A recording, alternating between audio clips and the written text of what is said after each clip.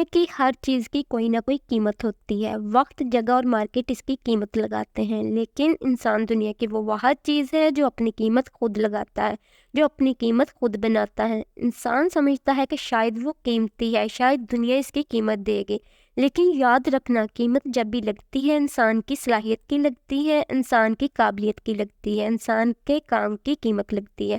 اگر آپ خود کو قابل بنا کر مارکیٹ میں نہیں لائیں گے تو کوئی آپ کو ویلیو نہیں دے گا۔ قیمت جب بھی لگے گی آپ کے ایکسپیرینسز کی لگے گی، قیمت جب بھی لگے گی آپ کی سکلز کی لگے گی، آپ کے اندر موجود اس قابلیت کی دنیا قیمت دے گی۔ اگر آپ کے پاس یہ چیزیں نہیں ہیں تو آپ کبھی بھی اس میدان میں مقابلہ نہیں کر سکتے۔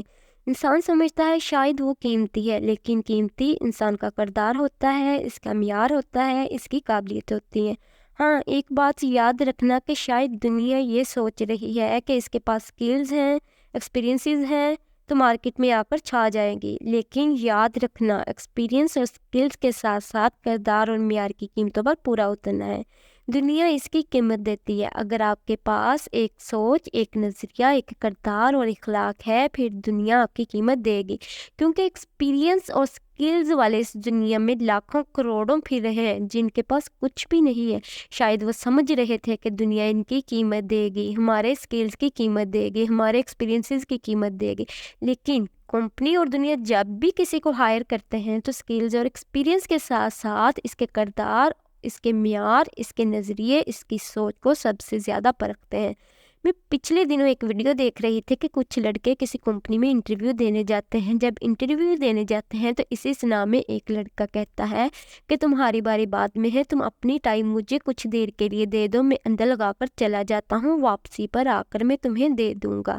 لیکن کچھ لڑکے اسے نہ کر دیتے ہیں، انکار کر دیتے ہیں ٹائی دینے سے، لیکن ایک لڑکا اٹھتا ہے اور اسے ٹائی دے دیتا ہے۔ کچھ دیر کے بعد جب رزلٹ نکلتا ہے تو پتہ چلتا ہے کہ جس لڑکے نے ٹائی دی تھی اسے ہائر کر لیا گیا ہے، تو کمپنی نے اسے ہائر کر لیا ہے۔ جب حقیقت کھلتی ہے تو پتہ چلتا ہے کہ جو لڑکا ٹائی مانگ رہا تھا وہی لڑکا اس کمپنی کا باس تھا۔